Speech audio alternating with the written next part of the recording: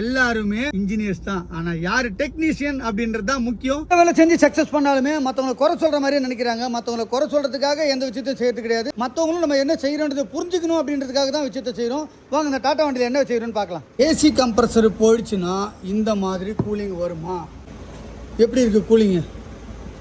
Compressor போனால் இந்த மாதிரி கூலிங் வருமா? டாடா மோட்டார்ஸில் வேலை செய்யக்கூடிய என்னை போன்ற மெக்கானிக் நண்பர்களுக்கு தங்களுக்கு பணிவான வணக்கங்கள். நான் இந்த வண்டியில என்ன செஞ்சிருக்கேன் அப்படின்றத காட்டுறேன். ஏன் அப்படின்னா இந்த மாதிரி வண்டிகளை எங்களை நம்பி யாரும் வாங்குறது இல்லை. அதாவது டாடா மோட்டார்ல வண்டி வாங்குறது எல்லாமே லோக்கல் மெக்கானிக் நம்பி வாங்குறது இல்லை. உங்களை மாதிரி ஆட்களை நம்பி தான் வாங்குறாங்க. வேலைகளை இன்னும் கொஞ்சம் தரமா பாருங்க. இப்போ என்ன டிகிரி செல்சியஸ் இருக்குன்னு பாருங்க. இந்த தெர்மோமீட்டர்ல 34, 35, 33 சம்திங் இதோ இருக்கு. ஓகேவா? இப்போ நான் கிரில் டெம்பரேச்சர் செக் பண்ண போறேன். வண்டி நான் இன்னும் ஸ்டார்ட் பண்ணல, பார்த்துங்க. இப்போ தான் ஸ்டார்ட்டே பண்ண போகிறேன். இதெல்லாம் எதுக்காக அப்படின்றத நான் தெளிவாக சொல்கிறேன். கொஞ்சம் வீடியோ மட்டும் கரெக்டாக ஃபுல்லாக பார்த்துட்டே வாங்க, அப்போ தான் உங்களுக்கு புரியும். ஓகே, வண்டி ஸ்டார்ட் ஆகிடுச்சா? ஆக்சிலேட்டர் கொடுக்குறேன். வண்டி ஸ்டார்டிங்கில் தான் இருக்குது. ஏசி ஆஃபில் இருக்குது. இப்போ நான் ஆன் பண்ணுறேன். ஸோ ஏசி இப்போ தான் ரன் ஆக ஆரம்பிச்சிருக்கு. அதோட ஸ்பீடு எவ்வளோ இருக்குது? லோவில் வச்சுருக்கேன். 1, 2லே வைப்போமே. ஓகேவா? 2ஆம் நம்பரில் தான் ஓடிட்டுருக்கு. ஸோ இந்த நைட்டு பகல்லாம் வேண்டாம். ஆனால் கிரில் டெம்பரேச்சர் எவ்வளோ இருக்குது அப்படின்றத காட்டுறேன். இந்த வண்டி என்ன வண்டி அப்படின்றத காட்டுவோமா? எல்லாரும் வியப்ப பார்க்கக்கூடிய டாடா வண்டி தான். டாட்டாவில் என்ன வண்டின்னு காட்டுவோம் வாங்க. சஃபாரி தான். ஸோ இந்த வண்டியில் பார்த்தீங்கன்னா கம்பெனி கொண்டு போயிருக்காரு சர்வீஸ்க்கு. என்ன அப்படின்னா ஏசி ஒர்க் ஆகலை அப்படின்றதான் கம்ப்ளைண்ட்டு. அவரு ஏசி கொண்டு போயிட்டு கம்பெனியில் கொடுத்துருக்காரு. கம்ப்ரஸர் போயிடுச்சுன்னு சொல்லிட்டாங்க. நல்லா கவனிங்க, கம்ப்ரஸர் போயிடுச்சு. கம்ப்ரஸர் போனால் என்ன பண்ணும்? கம்ப்ளீட் யூனிட்டே மாற்றி ஆகணும். கரெக்டாக? ஸோ ஒன்ஸ் கம்ப்ரஸர் மாற்றுறோன்னா கம்ப்ளீட்டாக யூனிட் மாற்றி ஆகணும். அதில் எந்த டவுட்டுமே கிடையாது. நாம் கம்ப்ரஸர் மாற்றலை. பிரச்சனை என்னன்னா ஃபியூஸ் போட்டு பார்க்குறோம், பட்டுன்னு எகிருது. 15 ஆம்ஸ் போடுறோம், 20 ஆம்ஸ் போடுறோம், அதுக்கு மேலே ஃபியூஸ் போடக்கூடாது. கரெக்டாக? ஸோ இந்த ஃபியூஸ் எதனால் போகுது அப்படின்றத செக் பண்ணி பார்த்துட்டோம். ஃபியூஸ் போடுறோம், கம்ப்ரஸர் கட் ஆகிடுது. அது எதனால் அப்படின்றத கண்டுபிடிக்கணும்.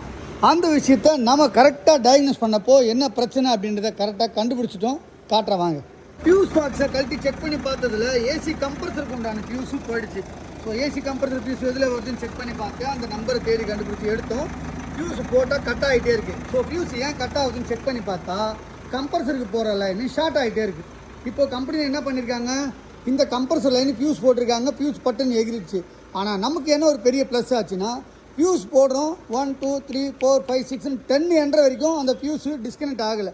பக்காவாக இருக்குது. அந்த 10 செகண்ட்குள்ளே நம்மளுக்கு கூலிங் வருதான்னு செக் பண்ணி பார்த்தா சடனாக கூலிங் வந்துருச்சு.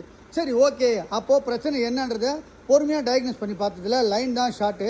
அந்த லைன் எதனால் ஷார்ட் ஆகுதுன்னா கம்ப்ரஸர் வரக்கூடிய காயில். அந்த காயில் ஷார்ட் ஆனதால் தான் இந்த பிரச்சனை. நம்ம அதை மட்டும் ரீப்ளேஸ் பண்ணி எலக்ட்ரிக் ஒயர் கம்ப்ளீட்டாக பக்காவாக ரெடி பண்ணிவிட்டு இப்போ கூலிங் எந்த அளவுக்கு வருது அப்படின்றத காட்டுறேன். வாங்க வண்டிக்குள்ளே போகும். அதிகபட்சமாக வண்டி 3 நிமிஷம் ஓடி இருக்கும். அதுக்கு மேலே ஓடலை. ரொம்ப நேரம் ஓட விட்டுறேன்னு வச்சுக்கோங்க. 3 நிமிஷமோ 5 நிமிஷமோ 10 நிமிஷம் கூட இருக்கட்டும். இப்போது 6.7 டிகிரி செல்சியஸ். இது சாத்தியமா? கம்ப்ரஸர் போயிடுச்சுன்னா இது சாத்தியமா? அப்போது சின்ன விஷயத்த கரெக்டாக டயக்னோஸ் பண்ணணும். அதுதான் இங்கே வேலை எல்லாருமே செய்யலாம். எல்லாருமே இன்ஜினியர்ஸ் தான். ஆனால் யார் டெக்னீஷியன் அப்படின்றது தான் முக்கியம். அந்த மாதிரி டெக்னிக்கலான விஷயத்த பக்காவாக ஆராய்ச்சி பண்ணி ரொம்ப பொறுமையாக டயக்னோஸ் பண்ணி சிம்பிளாக வேலை முடிக்கிறோம். ஏன் விஎஸ்கே மோட்டாரில் பட்ஜெட்டில் பண்ணுறோம்? பட்ஜெட்டுன்றது குறைச்சலாக பண்ணுறது இல்லை. வேலைக்கு என்ன தேவையோ அதை மட்டும் பண்ணாலே போதும். இங்கே எல்லாமே பட்ஜெட்டில் அடங்கிடும். அந்த விஷயத்த சூப்பராக பக்காவாக தரமாக பண்ணுறது தான் நம்ம விஎஸ்கே மோட்டார். மக்களே, கண்டிப்பாக நீங்கள் இந்த வீடியோ பார்க்குறீங்கன்னா கண்டிப்பாக மற்றவங்களுக்கு ஷேர் பண்ணுங்கள். அதோட முக்கியமான விஷயம், நம்ம தரமான விஷயங்களை ரொம்ப பொறுமையாக பக்காவாக செய்கிறோம். அப்போ உங்களோட கமெண்ட்டை நான் கண்டிப்பாக எதிர்பார்ப்பேன். நீங்கள் என்ன கமெண்ட் பண்ணுறீங்களோ நான் ரொம்ப சந்தோஷப்படுவேன் பார்த்து.